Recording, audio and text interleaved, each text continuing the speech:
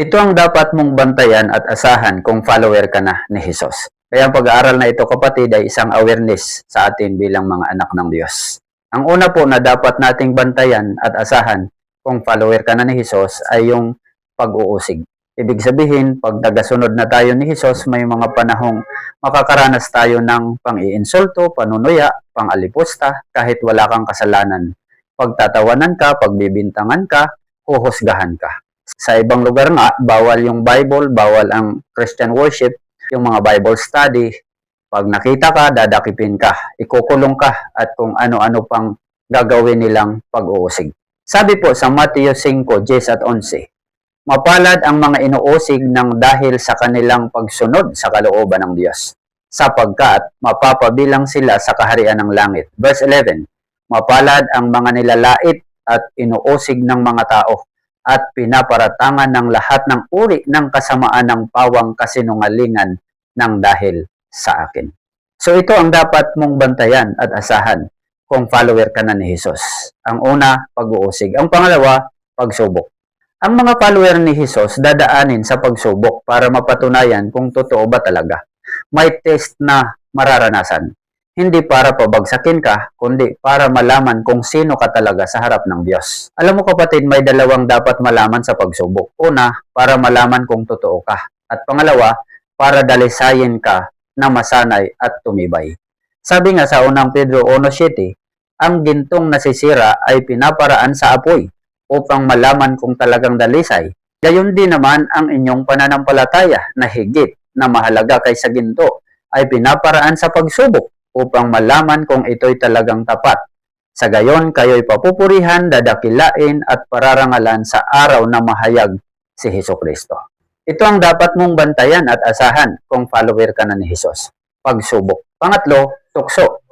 Tayong mga anak ng Diyos ay mag-ingat at magbantay sa tukso dahil ito ay isa sa mga mabisang taktika ng dyablo para pabagsakin tayo. Maaring ito ay tukso ng laman, tukso ng paningin, at pride na hindi ka na maturuan o ma-advisean. Sabi nga sa unang Juan 2:16 at 17, ang lahat ng nasa sanlibutan, ang masasamang nasa ng laman, ang nasa ng mga mata, at mga pagmamalaki. Pride po yan. Sa mundong ito ay hindi nagmumula sa Ama, kundi sa sanlibutan. So ito ang dapat mong bantayan at asahan kung follower ka na ni Jesus, tukso. At pang-apat, opposition. Yung wala na tayong nagawang tama, puro na lang critics, mainit ang dugo sa atin, galit sa atin kung mangaral tayo ng salita ng Diyos, may mga galit sa atin kung lumalago tayo, kung pinagpapala tayo. Laging may tutol sa ating paglilingkod. So hindi na rin ito pagtakhan. Sabi nga sa Juan 15:18 at 19, kung napupuot sa inyo ang sanlibutan, alalahanin ninyong ako muna ang kinapupuotan nila bago kayo. Kung kayo'y taga-sanlibutan, mamahalin nila kayo sapagkat kayo'y kabilang sa kanila.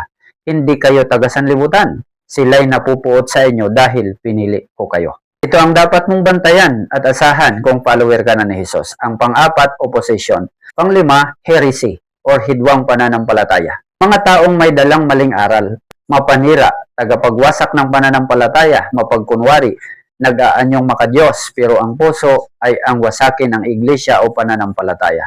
Ingat po tayo dito. Marami ngayong bula ang Kristo, bula ang propita, bula ang mga ngaral. Hindi lahat ng pupunta sa church at sa bahay natin ay dapat i-welcome. Dapat marunong din tayong tumanggi at umiwas.